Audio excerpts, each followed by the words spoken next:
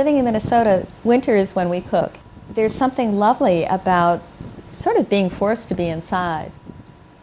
We need winter, the plants need winter, the animals need winter. It's when everything shuts down for a little while and we rejuvenate. We love winter, you know, it brings us together, it forces us to gather around the hearth. It's when we tell stories, and in my mind cooking is really storytelling through food. There's an old saying that to test the mettle of a cook, see how he or she roasts a chicken, okay?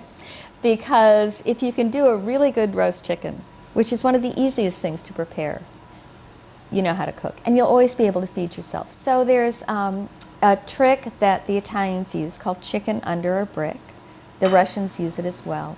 You cut the chicken, butterfly it open along the backbone, and then you saute it a little bit so the skin gets crispy. You put a weight on top of it, and then you put it in a hot, hot oven, and it cuts the cooking time more than a half.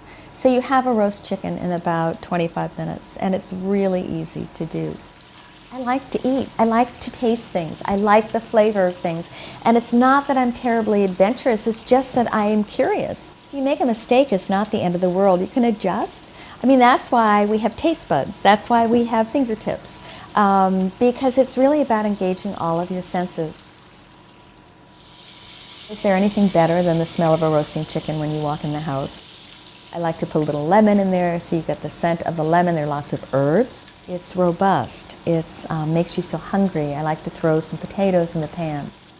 Our appetites are different in the winter. I don't want a crisp salad of romaine and crunchy vegetables in the wintertime. I want something that's warming and nurturing and makes me feel cozy.